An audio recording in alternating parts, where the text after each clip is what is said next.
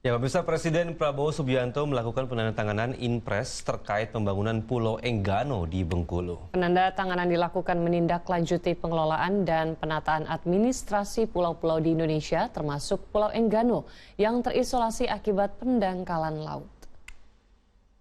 Saya berharap rakyat Enggano tetap semangat.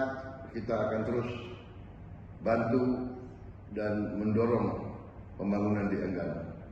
Sekarang ini saya tanda tangan Inpres untuk mempercepat kelancaran pembangunan di Enggano. Bismillahirrahmanirrahim.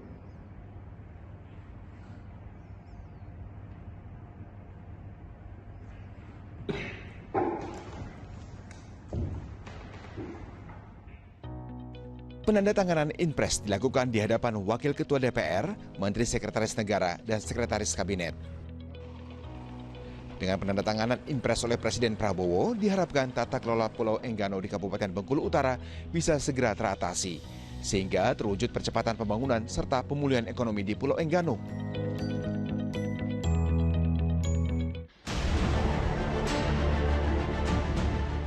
Pasalnya sejak April lalu, masyarakat Pulau Enggano terisolasi karena pendangkalan alur pelabuhan Pulau Baai, hingga kapal penyeberangan ke kota Bengkulu tidak bisa berlabuh di dermaga.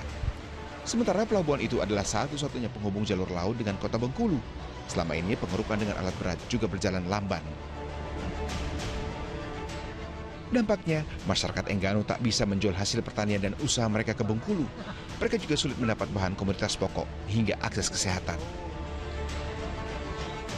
Pisang yang jadi tumpuan hidup para petani pun tak bisa dipasarkan ke Bengkulu. Imbasnya, para petani pisang di Enggano pun terpaksa membiarkan buah pisang mereka membusuk di kebun karena tak bisa terjual.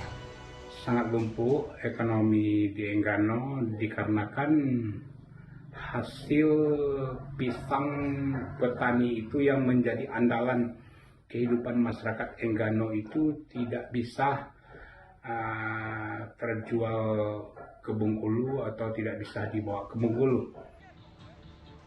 Tak hanya itu, warga pun makin menjerit. Pasalnya harga kebutuhan pokok mulai naik karena stoknya menipis. Kebutuhan bahan pokok telah menipis, mahasiswa dan guru tidak bisa kembali ke Bengkulu dan sebaliknya. Pulau Enggano adalah salah satu pulau terluar Indonesia di tengah-tengah Samudra Hindia.